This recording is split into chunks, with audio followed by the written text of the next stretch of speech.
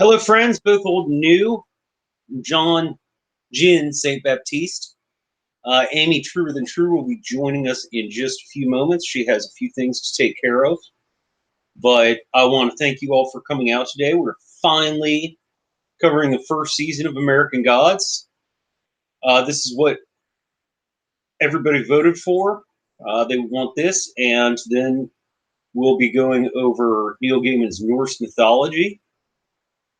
Really quickly, I want to say hi to everyone in the chat. Siren Quicksand was here for a moment. I think she may have popped out. Animated Lover Nicole, always a pleasure to see you. Ron Holler, the one spanner that rules them all. And we've got Moni G. How's everybody doing today? I hope you're all well. I'm really excited about talking about this. I probably haven't watched this episode in about a year. So rewatching it just Amy and I were talking about this in the pre-stream. It just totally brought back to me how great of an episode this is. It's really good. It draws you right into the world of this story, and I think that's great. Brown Holler says I could cosplay as Mad Sweeney. I actually, if you've ever hung out with me, there I do have a few friends who actually refer to me as Mad Sweeney. Um, I don't generally drink like that anymore, but and I don't generally get into as many fights. At least now that I'm in my 40s. When I was in my 20s, it was a little different of a story. But yes, I am a over 6 foot leprechaun. Who is this? Shelly? Did I say that right? M. What? If I got that wrong and butchered your name, I terribly apologize. I'm glad you could make it. We're getting ready to talk about the show. Amy has a few things to attend to, but has anybody here watched our breakdowns of season 2? Anybody in the chat? I know Brun Holler has.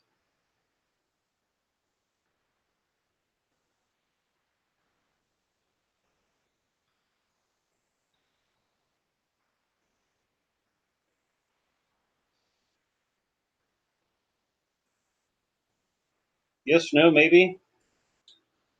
Well, we broke down season 2 every week as it came out, and we're going to do the same thing with season 1. Just go over it one episode a week, try to break down the episode and some thoughts. We're going to try and keep this spoiler free as possible. For anyone who has not seen the later episodes and anyone who has not read the book, we want to keep it as spoiler free as we can. Just because, for me personally, I think that's the best way to watch a show. Is I always go back to probably my favorite show of all time, Battlestar Galactica, when I had to wait months between seasons because we watched it episodically as it came out, and so you couldn't binge watch everything. And I really enjoy that. It gives you a little more time to focus and meditate on the episode that you're watching and think about some of the ramifications, do a little speculation, and so forth. But obviously, we're covering season 1 after we've covered season 2, so I know a lot of people out there have probably seen both. I just want to ask that if you would try to avoid any major spoilers as you come into here. So go ahead and start off with the show. And this is episode 1, The Bone Orchard, which is an old school euphemism for the cemetery in a prison, where people who were at the prison were buried. Apparently, generally, the people who had, I guess, no family to claim their body or anything like that. That's where they're buried at.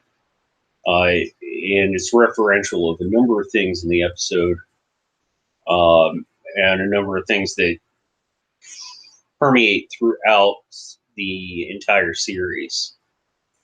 So we start off with the very first coming to America, and we see a man writing. Now, this is no big spoiler. His name is Mr. Ibis. We find this out in a few episodes, and he's a historian, among other things. And he's writing a story about these Vikings who got lost at sea while they were away and end up in the New World. And at first they have the excitement that, oh, hey, we finally found land. We can get some food. We can get off our ship. And the first thing that happens is it's the land of these stinging, biting flies.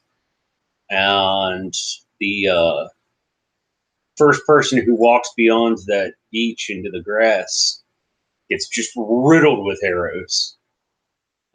And this opening scene,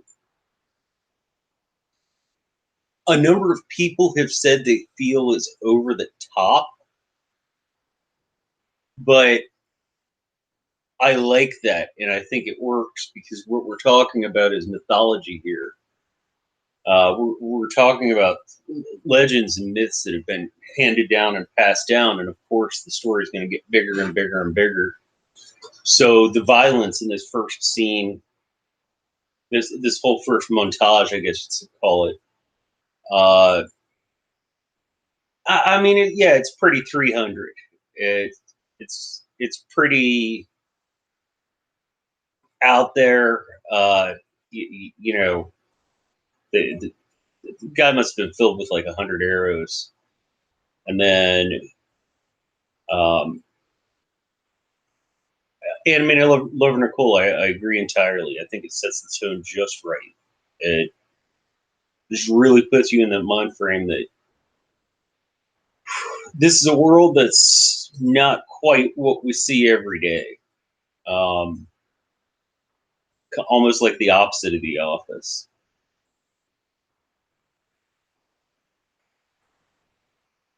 And Moni G, actually, I don't know if you live over here in the States or if you've ever been in like Central Eastern Canada, but yes, those flies actually do exist. They are big enough they can literally they will bite chunks out of your flesh. So they're like horse flies, but they bite people too. So I guess they're like people flies. Um, or mammal in general flies, I guess you call them. Then we move on. They can't get any wind, so they can't get away from there. And they carve an idol of the Allfather, which is one of the many names for Votan or Odin. And they realize they have to make a sacrifice. So, just like the Allfather did when he hung on the Tree of Knowledge, each of them offers up an eye. And that's a pretty visceral scene when they're heating up the daggers to heating up the dagger and just it's a pretty visceral scene. Well, that doesn't work either. So, being that Odin has got a war, they have to have a battle. And so they break down into two groups, shirts and skins. It's like playing basketball, but a little more violent. And they have their battle, and this is when it gets, as I said, like really 300. But I think it's done well. I think the SFX. I mean, yeah, they're over the top, but they're supposed to be, and I think that works out pretty well. Does anybody here have any thoughts about that?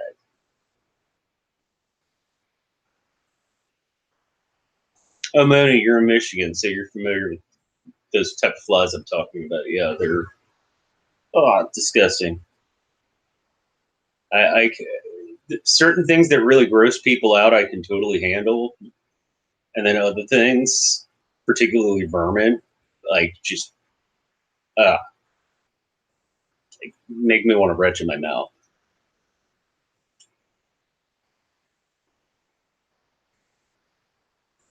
But did anybody here have thoughts about that first scene?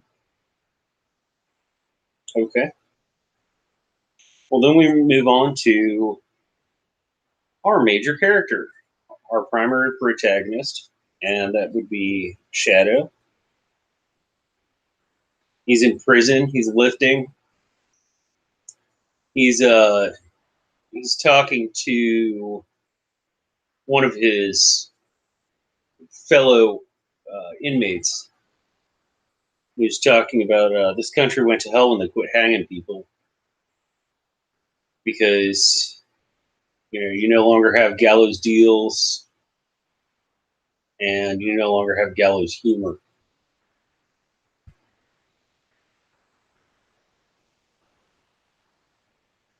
And yeah, anime lover Shadow is pretty attractive representative of the human race.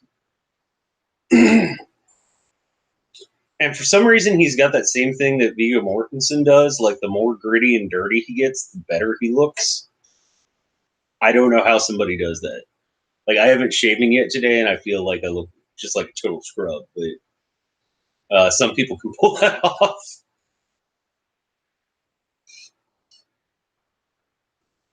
Uh, so yeah, there's this a lot of this foreshadowing about gallows and nooses and so forth throughout the episode. We see the culmination at the very end, obviously. Um, it flashes from uh, being in the yard to being on the phone, and he uh, he calls up his wife, who we're introduced to, Laura, and I think it's really interesting how their conversation starts. I love you. Something's weird. I, if I remember correctly, that's taken directly from the book. It's almost like I think it might be a direct pickup straight from the book. But I think it shows you right away something about their relationship. Um, and I love her line when she says, "Pardon me, waiting for the sky to fall is worse than the sky actually falling." Something along those lines. My shorthand here is not legible today. And he says that there just needs it's like something in the air, and it's just like this storm, and he describes it almost he described it as constipated, and like if it could just push out a storm, everything would be okay. And he gets a storm in a little while he's laying there in bed, and he has his coin, and we find out that Shadow is into prestidigitation with coins, which I've always thought was really is a really neat skill. I can do card tricks pretty well. Coin tricks, I'm all right at, but it always impresses me when people can. And coin tricks figure very strongly into the story too, especially here in a few chapters of this episode.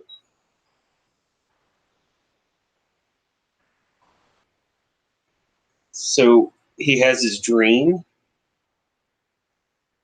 and first he sees his wife, Laura, for a moment, and then he moves into this woods that's covered in skulls.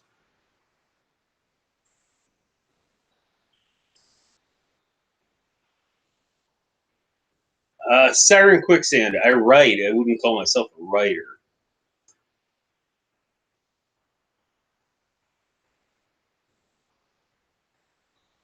I'm sorry to hear that, Josh.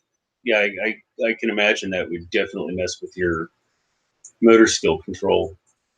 It's good to see you, by the way, sir. Um,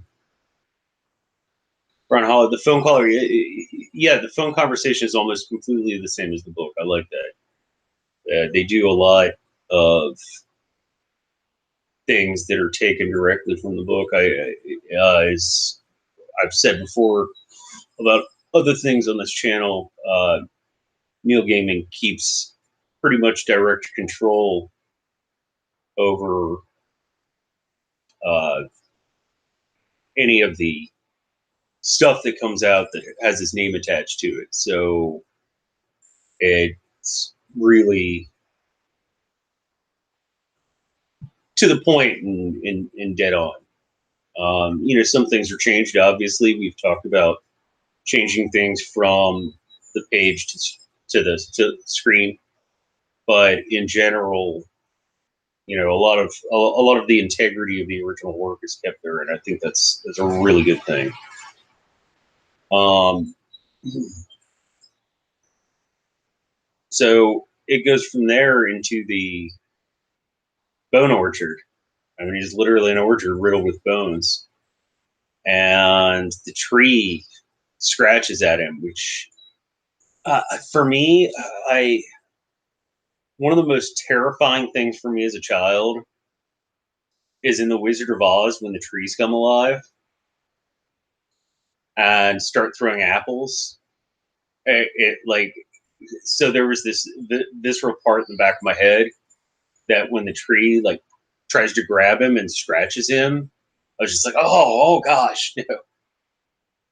So I thought that was really well done. If it disturbs me, it's pretty spot on. And the noose drops from the tree.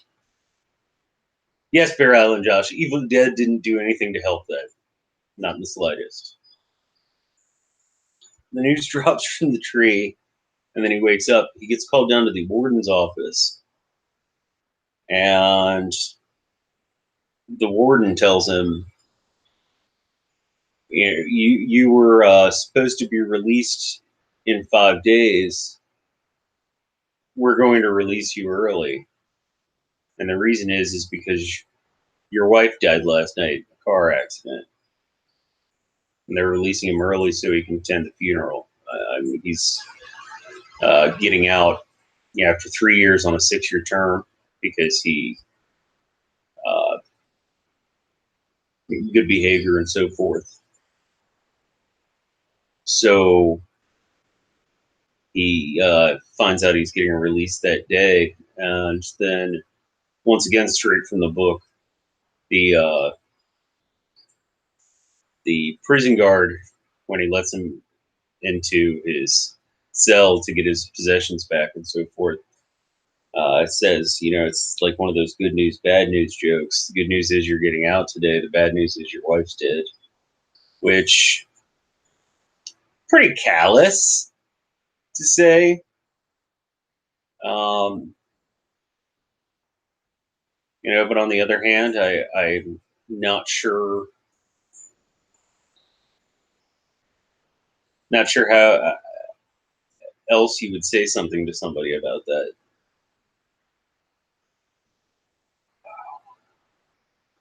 I have to get up for just a second. If you folks could go ahead and leave any thoughts about what you thought about the uh, prison scenes, then please do so, and I will be right back.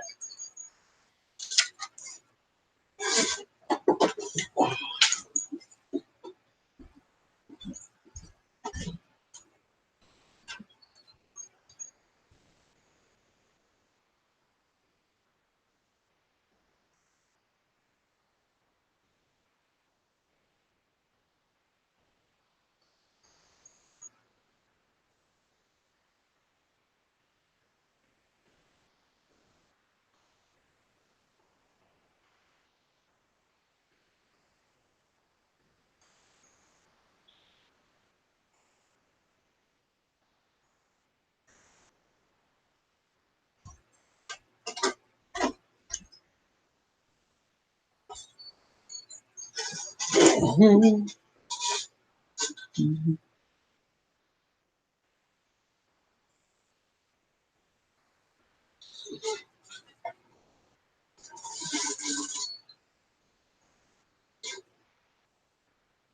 back. Thank you for your patience. Sorry about that. Um, had some things to attend to. Beryl and Josh. Yeah, I liked the guy who played Loki Lasmith too. I thought just his presence and demeanor really worked well. And then Bron Holler's asking how many people have read the book as well.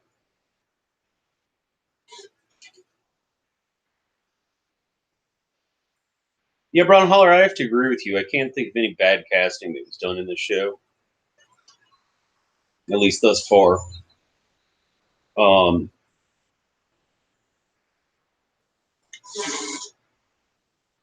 Also, in regards to reading the book, the first chapter or the first episode of the show is definitely almost spot on with the events in the book.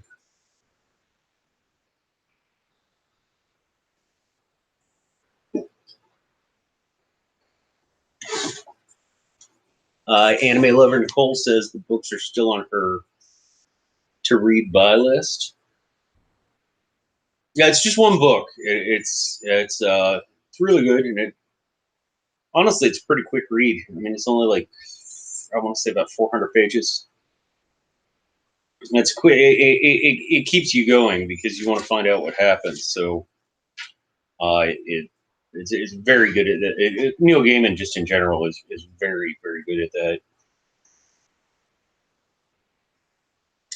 And that moves us on to once again straight up lifted right from the book, the "Don't piss off those bitches in airports" speech, which I absolutely love. Um, Shadow's dealing with some problems up at the counter with traveling, and then he flashes back to the conversation that he had with Loki, and um, it's you know, oh, I can't remember the gentleman's name.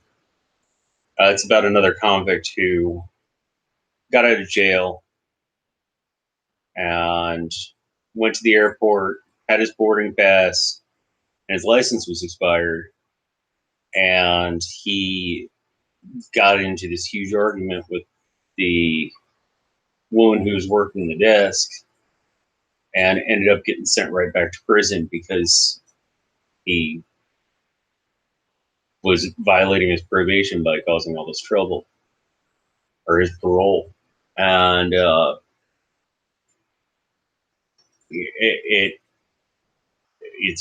it flashes back to they're building birdhouses and talking about this, and Shadow says something to the effect that, well, I think the lesson here is that what works in one uh,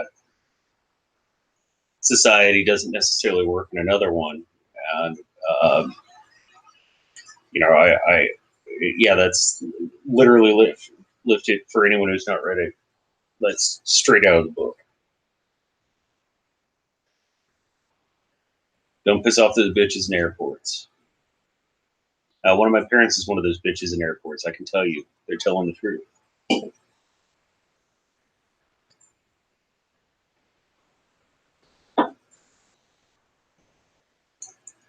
So Shadow decides not to, and he goes ahead and sleeps there. Does anybody else here hate airports as much as I do? Like, hate being in them?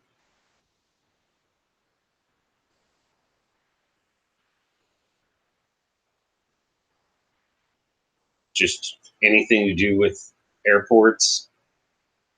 Picking people up there, dropping people off there, trying to figure out your way to drive around there.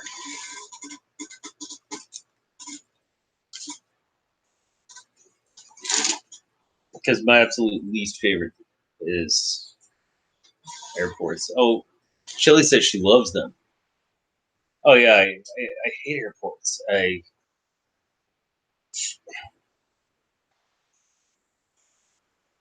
Yes, airports are the equivalent of purgatory, Brown Holler. In fact, I think I get a little time off of purgatory for how much airport time I've spent.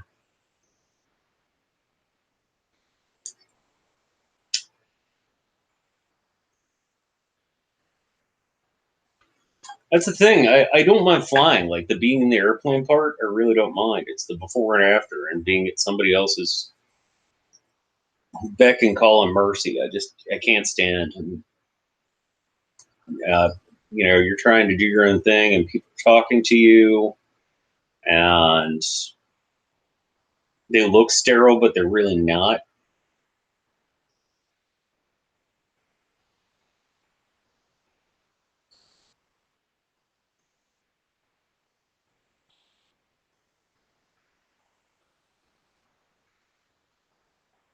Oh, Anime Deliver Nicole, yeah, that would be awful.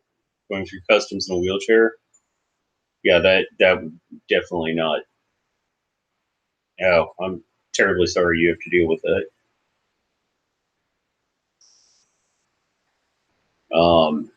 Yeah, that would be quite the headache. Makes you always like when you want to whinge and moan about something, think about something that somebody has to deal with that's a bit worse. So yeah, you just kind of put me in my place there. Siren Quicksand says she has to go to Los Angeles Airport. Now I've never been there, but I've heard it's pretty bad. Um, I think for me the I thought it was Atlanta, but after going to Con of Thrones, I think Nashville might be right there on the same level. Like the way Nashville Airport's set up is just insane. It makes no sense. It was designed by a mad person. Um, I'm not sure. Atlanta's just crazy because it's so freaking huge, and there's uh, so many different terminals and everything. Yeah, I mean, I guess that is a silver lining in Anime Love Nicole. You don't have to sit there and wait in lines, which is nice, I guess.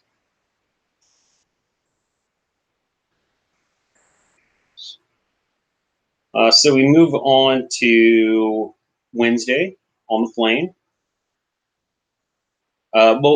First, uh, speaking of airports, Shadow sees him in the airport pulling his con to get the upgrade.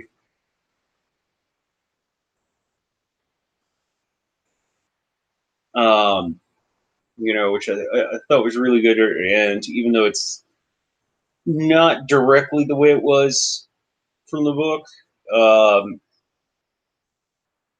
I think it really well introduces the character.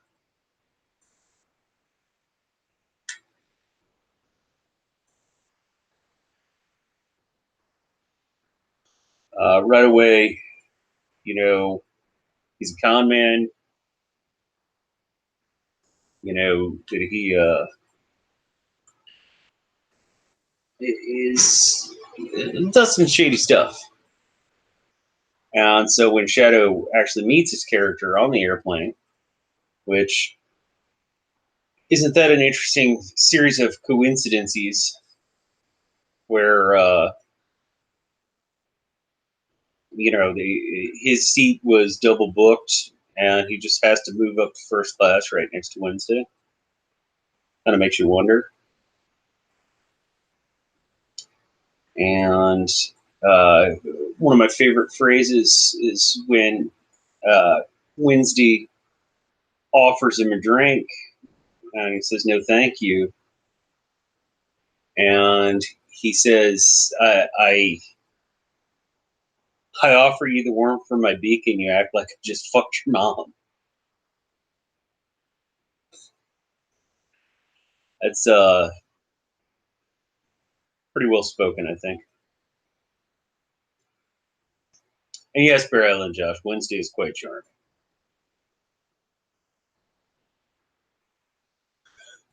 In more ways than one.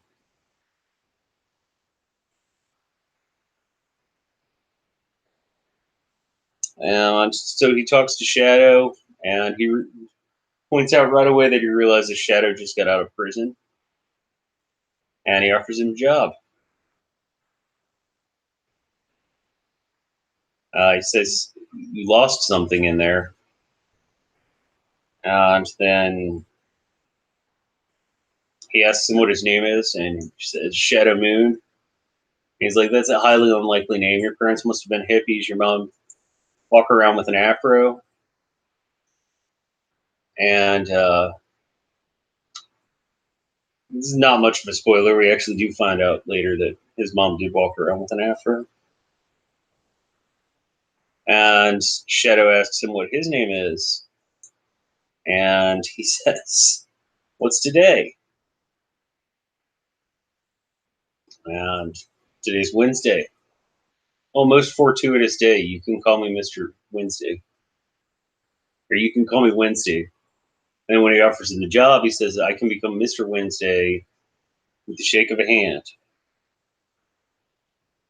And he goes into uh, the whole thing about accepting things on faith and the airplane. It it's really interesting that he goes that he discusses. Uh, Newton comes along and says that with gravity and wind thrust and drag and so forth, this 18-ton machine is going to stay in the air. So what do you believe in? Do you have faith or Newton? Bear Island Josh, yes, it is Odin's day today too. That's why we do this on Wednesdays. And I'm hoping everything's okay with Amy. Um, and he offers him a job, and Shadow turns it down.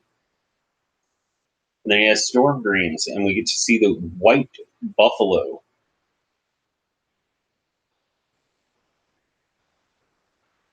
And the one thing the white buffalo says is believe.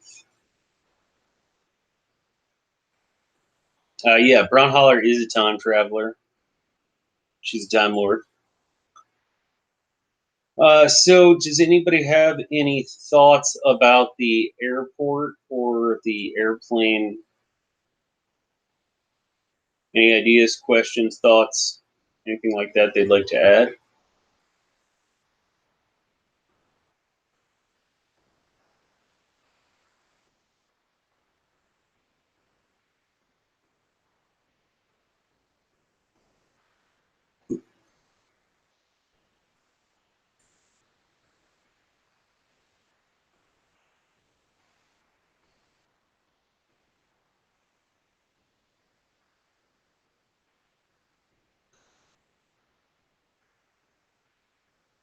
While you're thinking on that, I'll tell you about my new project that I'm doing on my channel. The second video should be up tomorrow. Called The History of Music. It relates two different pieces to one another and talks about how, though they might be disparate in nature or historically, how they tie together. So I'm pretty excited about that. Also, I'm working on coming up with some new stuff for Midweek Music Ear Candy, which is where uh, people who view my channel, especially the music aspect of my channel, send me songs they think I've not heard before. And if I've not, I review them right away and give my opinion and thoughts and attach the song so everybody else can check it out. Um,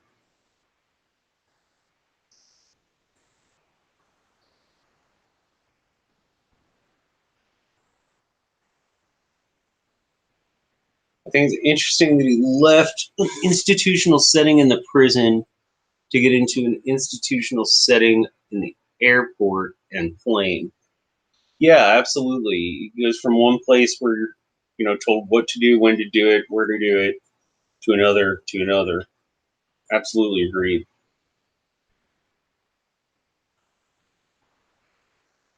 Anime lover Nicole, I can neither confirm nor deny that.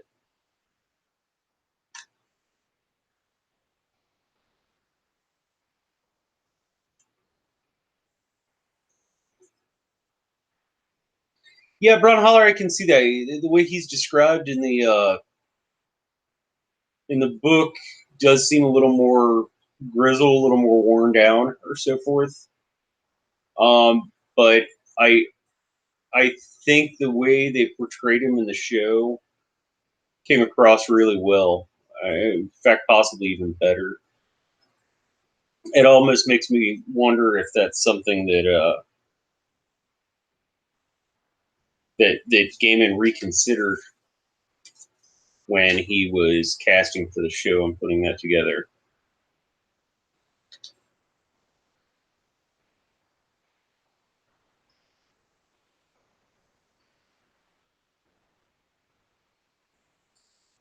I like that he slept through first class and has a weird, shitty dream to boot.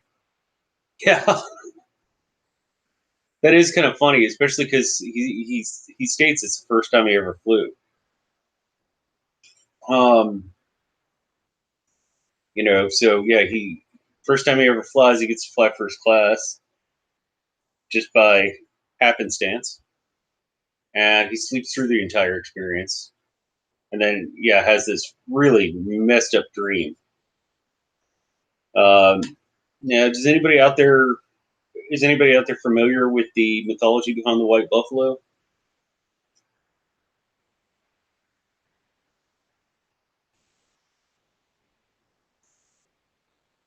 I agree, Barry Allen, Josh. Ian McShane is perfect Wednesday.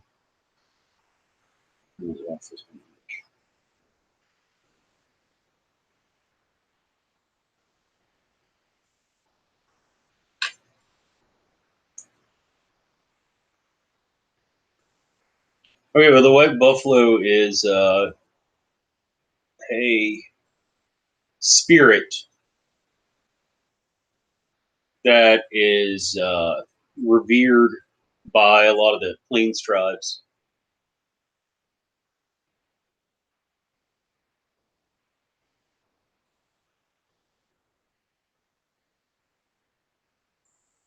And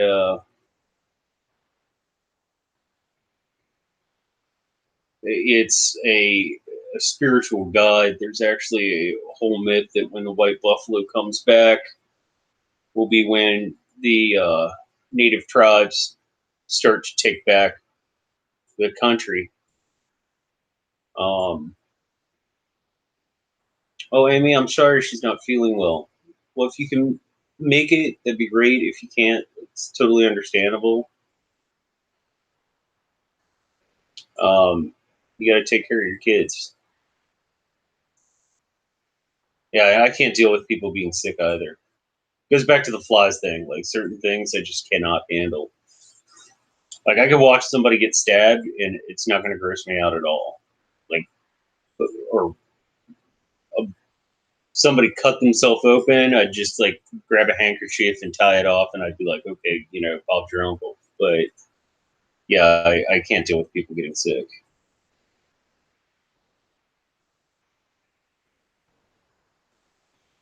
Yeah, tell her we hope she's feeling better soon. And keep me updated, Amy.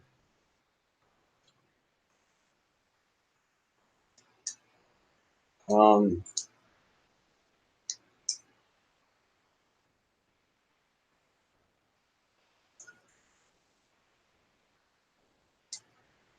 well, Beryl and Josh, it's definitely worth reading about. You can find a lot of cool material about it. Actually, there was this whole thing back in, I want to say the mid 1980s, where for the first time in years and years and years, a actual white buffalo was born. And a white buffalo is not an albino. It's It has white fur, but it's not albino. It doesn't have like the lack of pigment in its eyes or anything like that. And it was shown as a sign that the revolution is going to start again soon. So keep that in mind. But also, that was over 30 years ago. So I think the buffalo might be dead by now.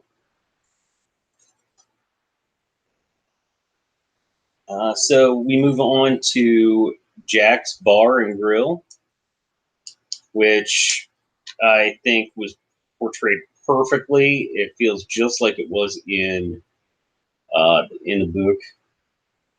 And if you pay attention, the entire soundtrack this episode is tracks that are mentioned during that scene in the book. Like Ico Ico and Midnight Special. And I should have written them all down. Yeah, the Ghost Dance, Fair Island Josh. It's a ritual. Um, I'll look more of that up, and I'll have a little more information next week to talk about. Because it is pretty prominent to the story.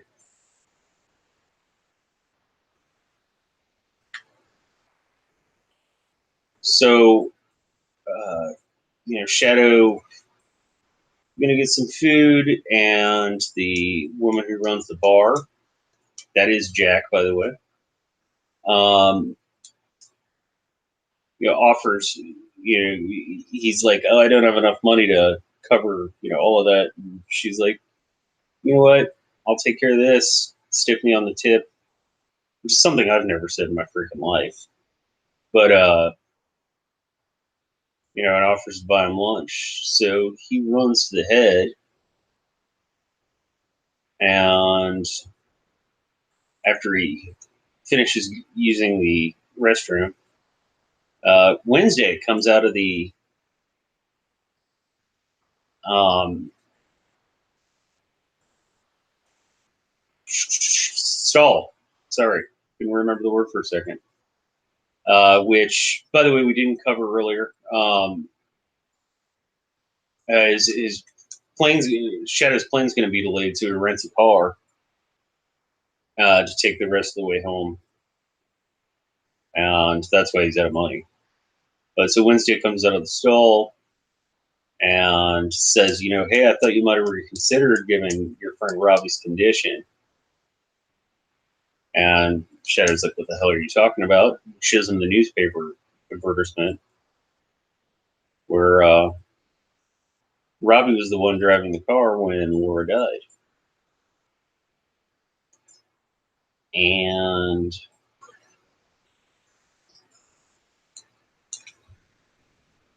he offers Shadow the job again.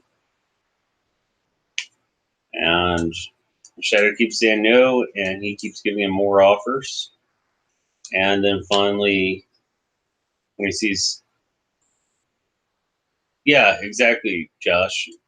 After Shadow went out of his way to ditch Wednesday at the airport, he shows up there. But he sees Shadow doing coin tricks, and he says, "Hey, why don't we flip for it?" He is pretty persistent, Brunholler. So Shadow's like, or no, Shadow suggests that they flip for it because he says he doesn't want to work for anyone whose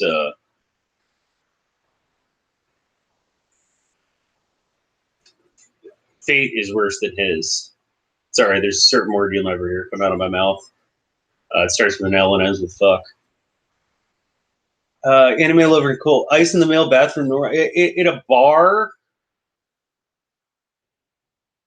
kind of often, but that's more at closing time because you want to clean out your ice bins.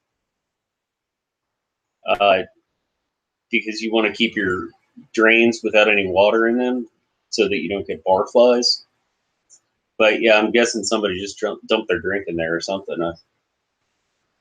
Yeah,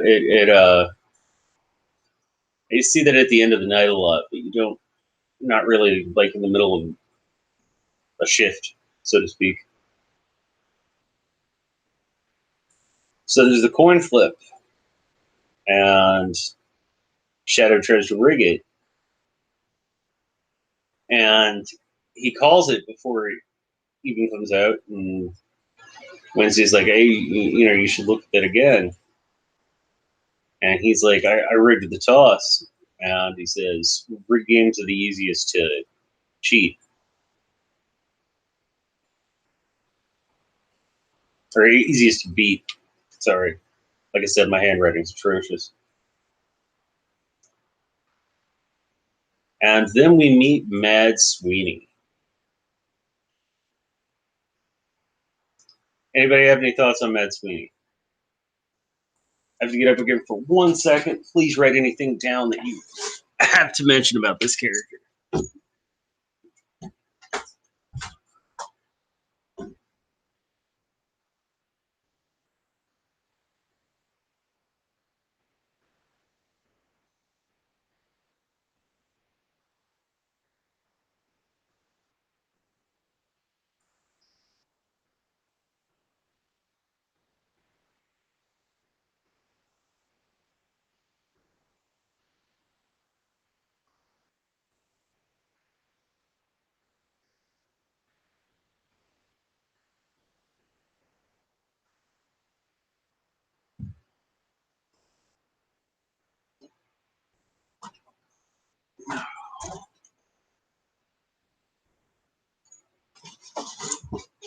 Sorry, we have moving and packing and stuff going on in my house today, so it's a little chaotic. I apologize that I have to keep getting up.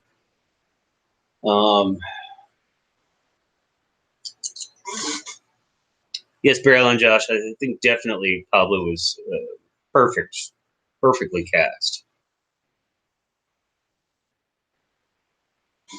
So Mad Sweeney is an interesting character, and as the show goes on, we're going to find out a little bit more about him.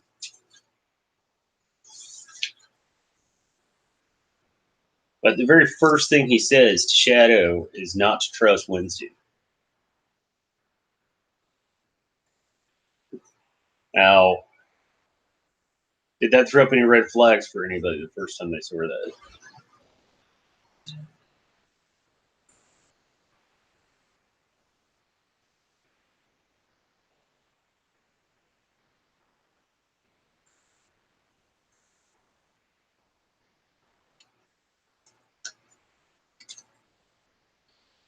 Yes, Anime Lover Nicole, not all leprechauns are tiny. Actually, if you go with the old mythology, they were usually about 7 feet tall.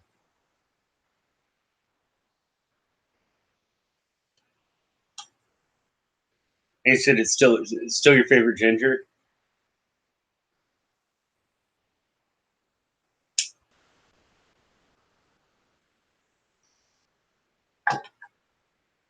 Yeah, Brown Hollow, that's a good point. Of course, you don't want to trust a con man. Oh, Amy, my feelings aren't hurt. He's a lot hotter than I am.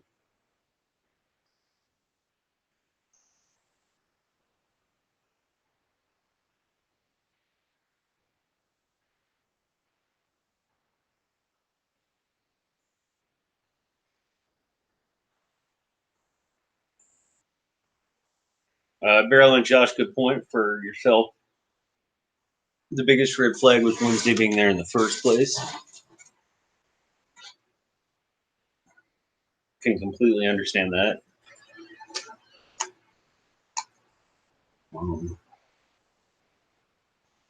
So, an important thing when Sweeney's having his conversation with Shadow says, "Do you even know who he is?" And he's like, "No." And he's like, "The devil's in the details." Yeah, because Shadow says he doesn't have any details.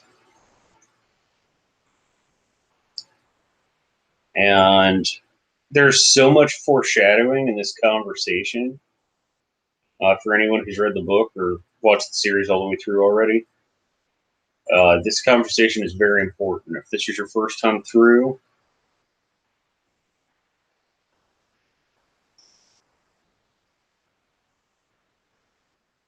if this is your first time through, definitely rewatch this whole conversation.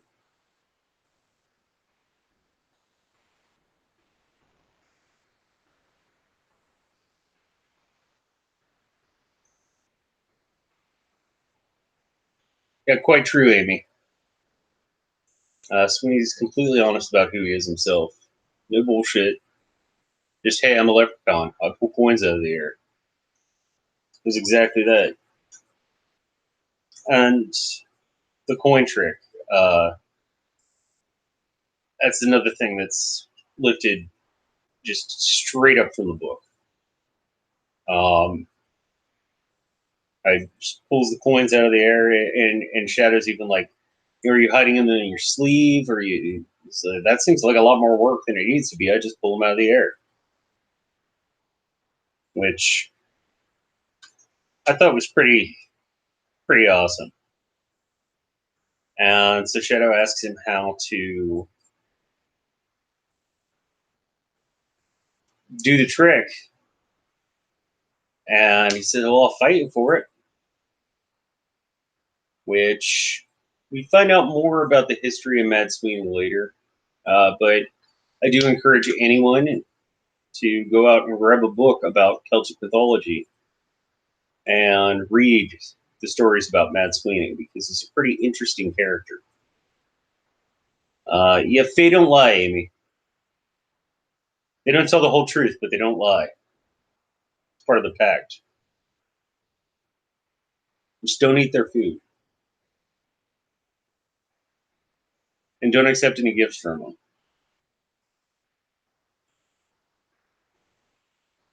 And don't dance with them, whatever you do.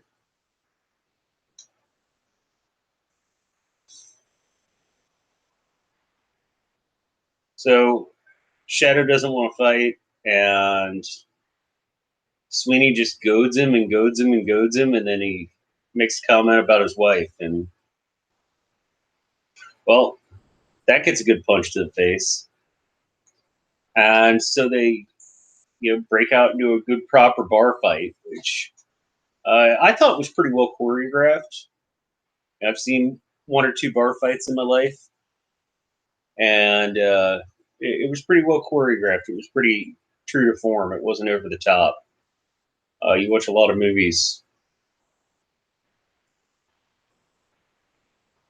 Well, Brown Holler, your mother gave you some damn good advice there. Yeah, never dance with fairies in the wood.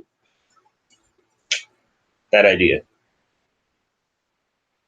You watch a lot of movies, and bar fights are very poorly choreographed, or I guess you'd say too well choreographed. It no, things don't work like that. Oh, Josh, you used to bounce. You've been at 100, so you know what I'm talking about. So you'd probably even be a better judge of this than I am. Because bouncing, you have to deal with it directly. I don't envy anybody that job. It's so poorly fit. It's so poorly paid for what you have to put up with. And yeah, I really don't envy anybody that job.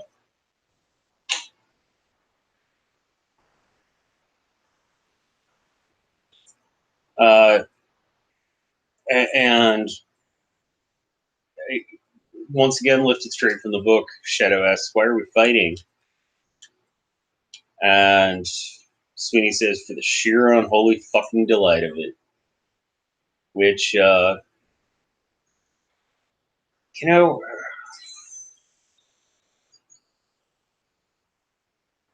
a younger me could have understood that phrase. Now that I'm older and allegedly wiser, I don't necessarily agree with it, but I definitely think that me in my 20s would have been all about it. And I think if you're a mad leprechaun, I'd probably be all about it.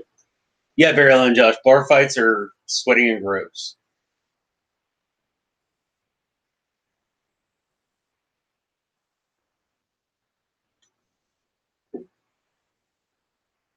Sweaty and gross. That's that would definitely be the top two adjectives I would give it. The Shadow wakes up the next morning in Wednesday's car, Bessie, which is a gorgeous black Cadillac. And uh, yeah, he's pretty hungover. Wednesday tells him, take your time. Hey, you overdid it last night. Don't get used to this. You'll be driving from here on out.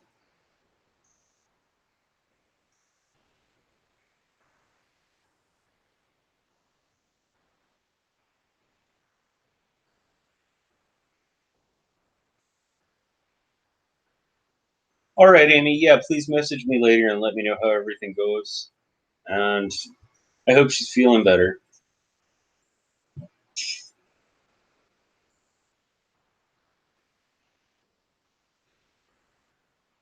Uh, Sometimes a great notion, Beryl and Josh. I've not seen that yet, so I'll definitely have to put that on my to watch list.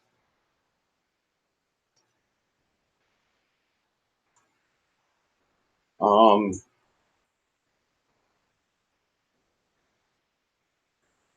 so he's taking Shadow back to Eagle Point so he can go to the funeral because the one thing Shadow said is, "Hey, I want to bury my wife. I want to have the time, to get all this done."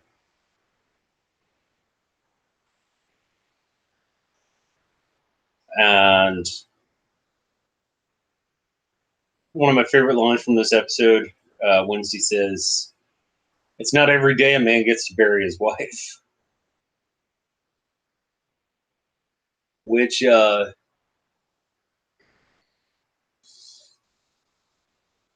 gives me some memories of my marriage, but that was a long time ago.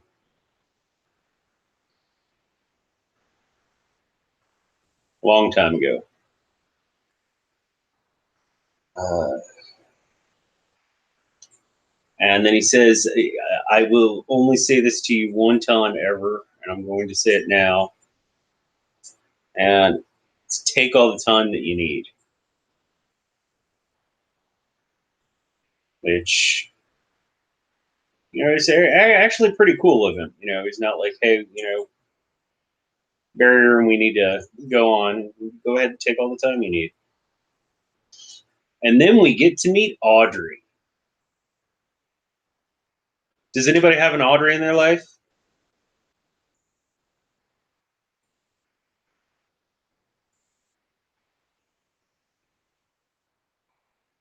Bear Island Josh, I'll definitely read it.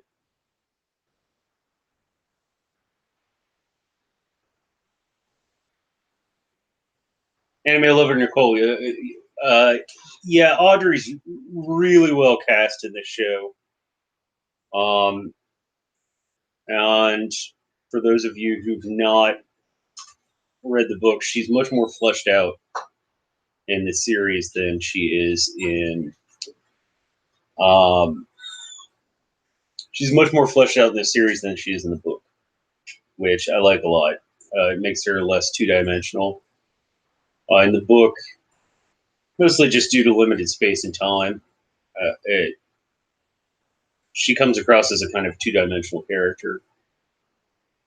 Brown Holler, isn't she a piece? Yeah, she's a freaking piece of work. Given my line of work in real life, I get to deal with an Audrey at least once a month, especially because we quite often have weddings at the hotel.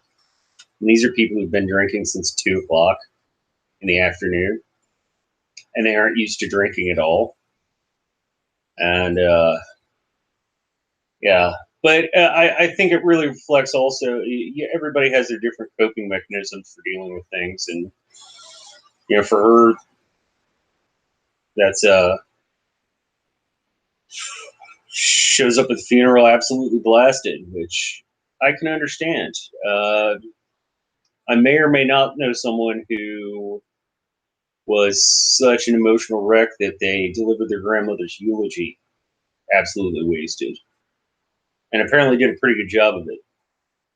But I'm not going to confirm it or deny that.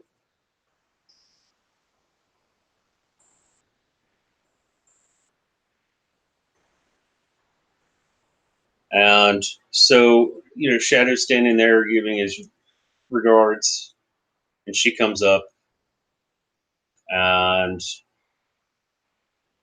she's pretty drunk already, and tries. And then there's the big reveal. Oh, didn't anybody tell you? Your wife died with my husband's cock in her mouth. It's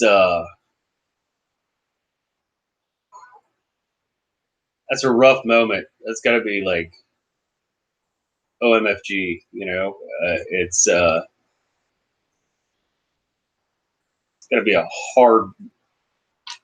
I mean, it's just like probably hurt a lot more than any of the punches that Sweeney threw at him last night. Um, so they move on to the actual burial, which I do think that when the coffin was being lowered, the machine catching just added like such a little nuance of reality. Like that's the type of thing. It's like that happens in real life, and it for all the over the top CGI that's in the show, there are also a lot of moments of just really real moments in people's lives, like things that I think the show does a really good job of balancing the mythological aspect with the grounded reality aspect, and confirming that the two are in the same world and in the same place. Josh, yes, he's having a very bad week. That would be a pisser of a week. I would call it. Most people would throw their hands up in the air. Uh, so they show Shadow. He's there the entire afternoon, evening, and he tosses the coin on her grave. The coin that he won from Mad Sweeney. Now, for those of you who've not read the book or not watched the show through, keep that coin in mind. Stick a pin in it because it's very, very important. It has a lot to do with a lot that goes on in the show.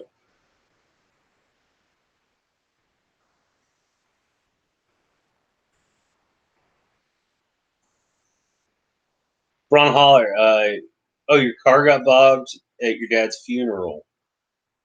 And we were giggling about, yeah, sometimes that's the only way you can deal with things is just to, it's like, well, it's like one thing after another. If my motto, if you don't laugh, you're going to cry. And yeah, I can totally see the bit of levity that you would end up having in a situation like that. I absolutely can understand that. Yes, Anime Lover Nicole, the golden coin. Uh, well, all the coins were golden, but this is a very special golden coin.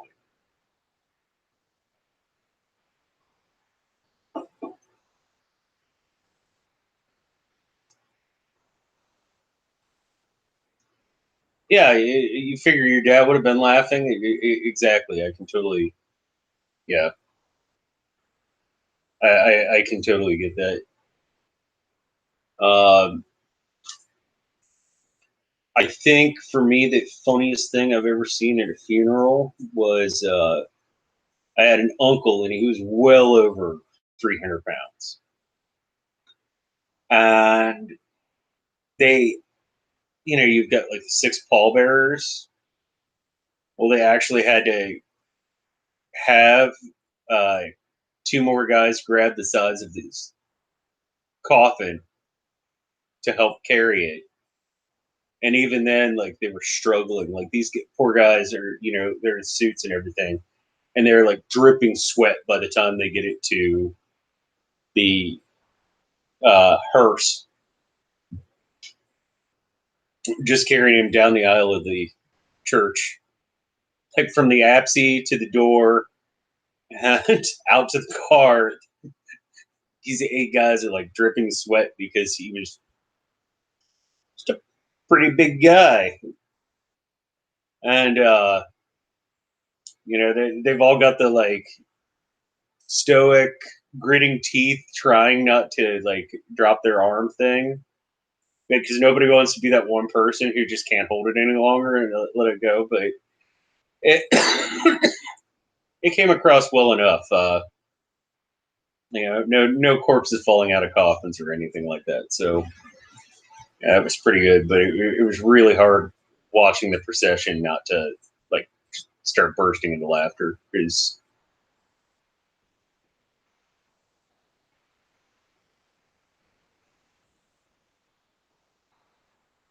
Oh, Josh, you're over 300, but you've been powerlifting for a long time.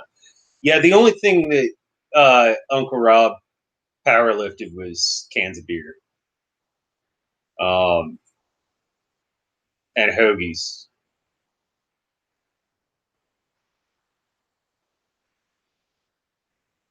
So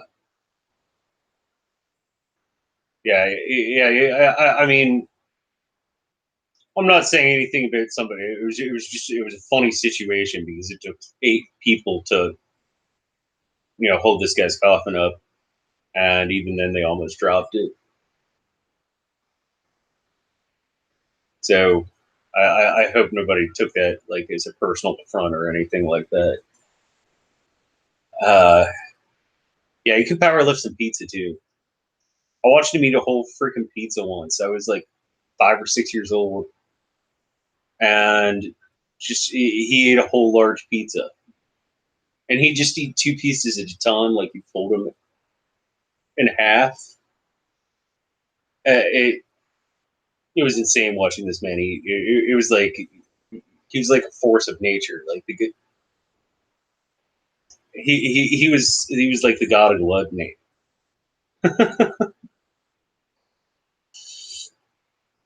But back to the burial. So then we get some more Audrey, and oh, now she's really lit. Uh, so we get Audrey really lit up, and she's hitting on Shadow now, and oh my gosh, it's she's such a train wreck. She's such a good actress at playing this total train wreck because she like covers the emotional gambit in about 5 minutes, and I think it's great. Like that's what a grieving, intoxicated person is quite often like. And I thought that was just absolutely well acted. And finally, you know, Shadow gets her to let go, and he's on his walk back to the motel.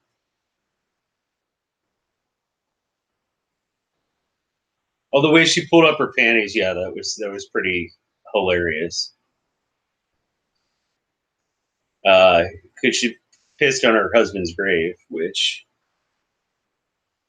I'd say in the same situation, I'd probably be down with that. I can get behind that. You know, I definitely think that it worked well. So Shadow's long walk home, or back to the hotel anyway. And he sees this glowing little box on the side of the road and checks it out. Never check out glowing little boxes. Just a piece of advice, never check them out. But he goes over, he checks it out, and it turns into basically like this robot face hugger. And he's out. And when he wakes up, he's in the back of a limo with a very smarmy young man who we will find out, this is no spoiler, is the tech boy. And his, tech boy wants to know what Wednesday's doing. Shadow's like, hey, I just got hired today. I'm just told I'm supposed to protect the guy, drive him around. Tech boy does not believe him, and then has what he has called the children take care of Shadow. And we get back to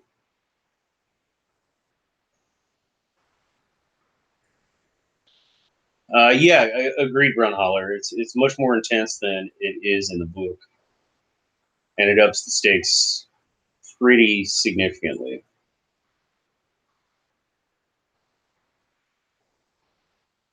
Oh, when his body goes weird, yeah, Enemy Lover Nicole. That it almost turns into like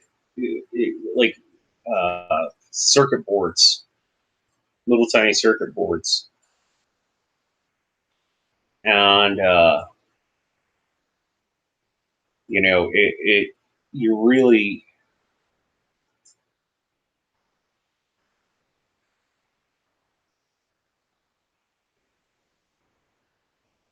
Barry Allen Josh, yes, totally agreed.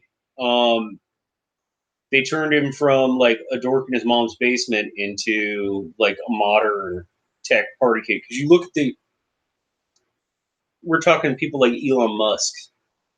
We're the people who are in charge of technology now aren't some you know smelly dudes sitting in their mom's basement.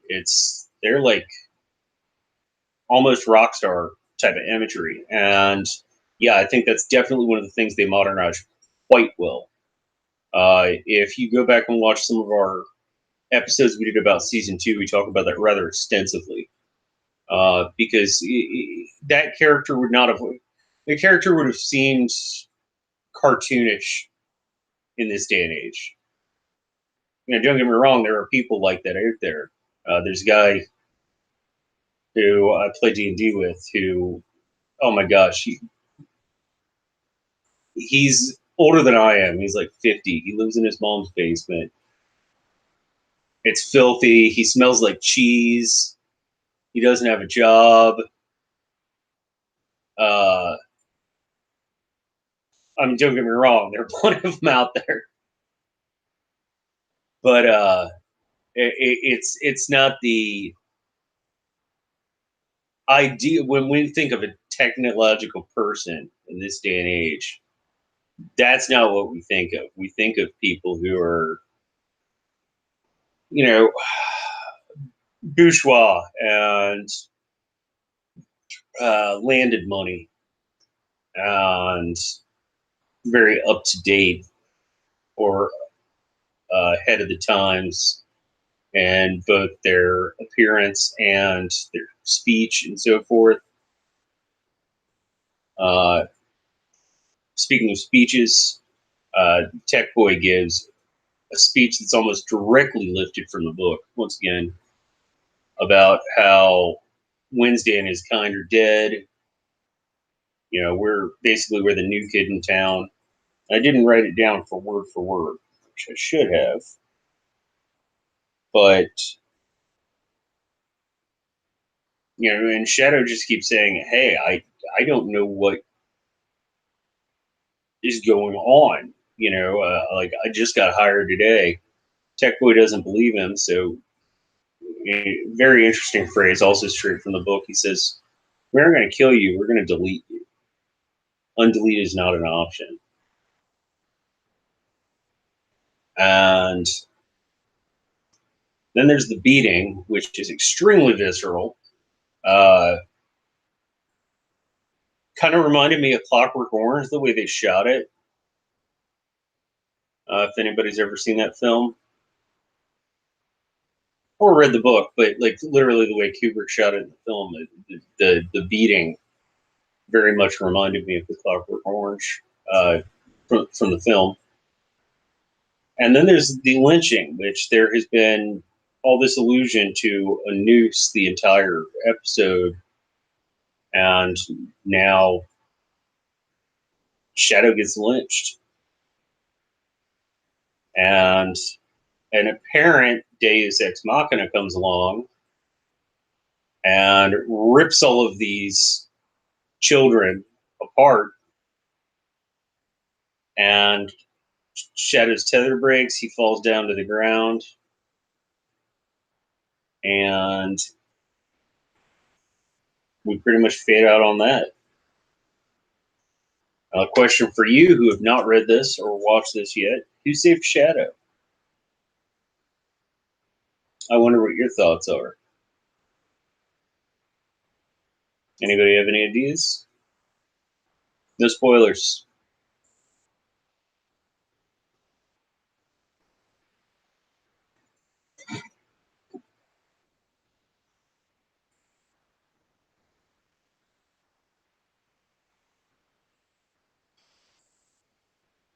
Yeah, I agreed, Brown Hollow. The children's appearance was reminiscent of Clockwork Orange, very much so, with the white. I mean, they weren't painter suits, but still, it was the all white.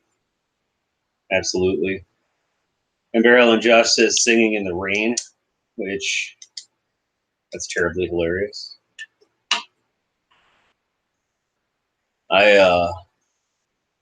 Yeah, for any of you who've never seen A Clockwork Orange, once you've seen that film, you'll never look at the song "Singing in the Rain" again the same way. It'll always affect you differently. So, Anime Lover Nicole, I know this is your first time. Uh, any idea who saved Shadow?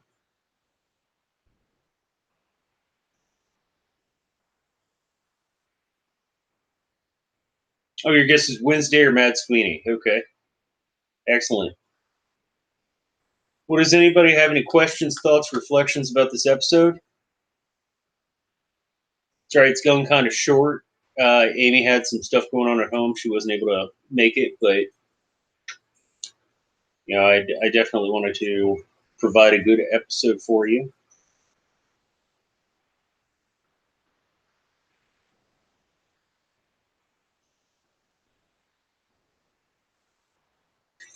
Yeah, Brown Holler. It is. There's a very similar scene in the book, but it occurs later. Um, and yes, I do think it sets up some future stuff very well. It almost makes me wonder if with the show, Gaiman's more writing the book he really wanted to, because he's said that this is probably going to be 4 seasons long. Which, by the way, I need to double check, but I am almost positive that I read somewhere that season 3 has been greenlit. Hopefully, we don't have to wait 2 years for it like we did for season 2.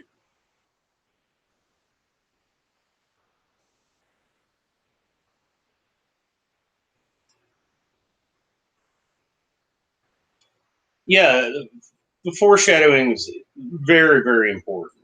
Um, it definitely matters quite a bit to what happens later on the show. And what's really interesting that Amy and I were talking about before she had to go take care of her home stuff is that when you rewatch the show, you catch certain things that were foreshadowed really, really well and quite subtly. So I think that's pretty awesome. Yeah, agreed, Ron Holler. He's fleshing out the background characters really well. They don't feel flat, you know. They feel much more like they matter to the world. and not just a Deus Ex Machina. Oh, Anime No Over Nicole. Yeah, we didn't even talk about Bilquis. Yeah, we can cover that really quick. So, uh, yeah, she has her scene where she meets this guy on a dating service, takes him back to her house, and one of her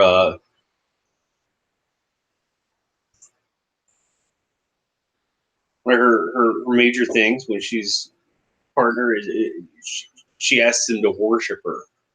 And at first he's just like muttering, blah blah blah. But then it turns into a prayer. It turns into a chant.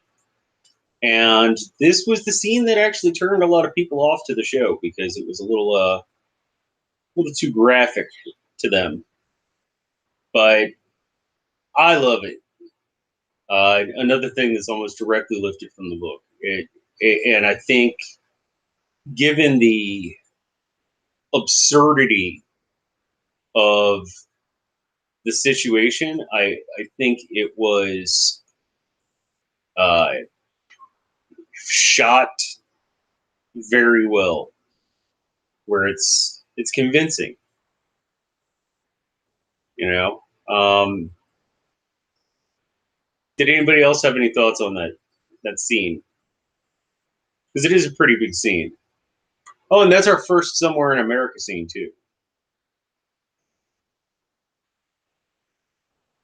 which pay attention throughout the show. Anytime they do those little vignettes, uh, somewhere in the picture it will say "Somewhere in America." It's not always just written right on the screen. Like it might be a piece of graffiti or something like that.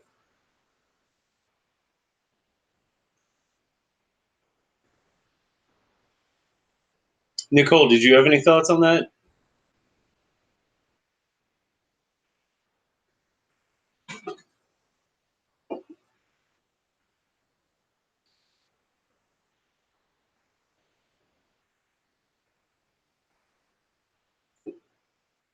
Yeah, agreed, Brown Holler. It was quite true to the book. Um, I think it definitely worked well, especially given when you change media. That's one of those things that if you read it, it's completely in your imagination. Once you watch it, it's kind of stuck that way. A perfect example I always give is that I can no longer read One Flew Over the Cuckoo's Nest without picturing Jack Nicholson. Whereas I read the book before I had ever seen the film and had my own picture. And now that I have, I can't unsee Jack Nicholson in that part. Um, so anytime something comes across from the page to the screen, as well as this scene did, I think it's really good.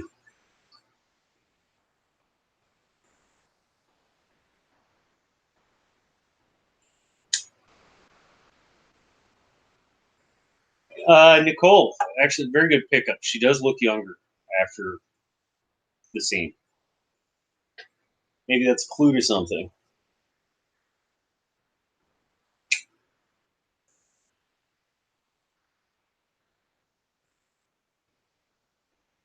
Beryl and Josh, I can see where you're coming from there. Yeah, it's kind of debatable. I don't know. I can definitely see where you're coming from there, though. So, does anybody else have any thoughts about episode 1 of American Gods? Any thoughts?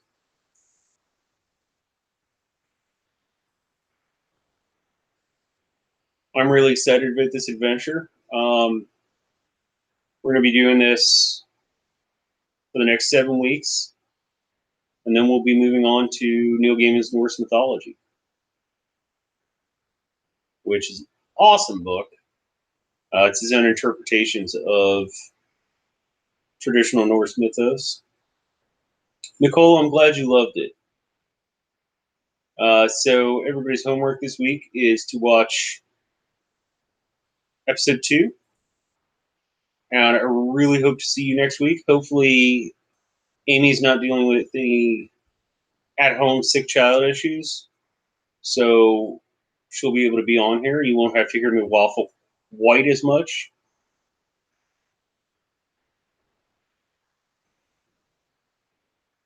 Okay, I see where you're coming from there, Josh.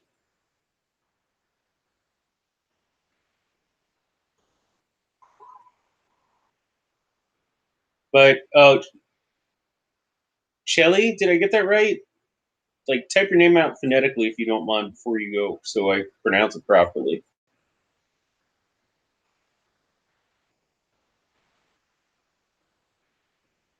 Yeah, Josh, his Norse mythology is just really, really well done.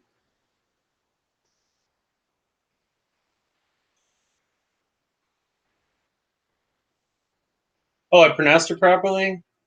Shelly? Excellent. Well, to yourself and Josh, Ron Holler, anime lover Nicole, Siren, Quicksand, who's in here for a little while, Amy True, who we terribly missed this week. And if I'm missing anybody, I terribly apologize. I can only scroll up so far. But thank you all for coming out today. I hope to see you soon. There should be new music up tomorrow or Friday. And I will see you next Wednesday to discuss episode 2. In the meantime, if you would, believe.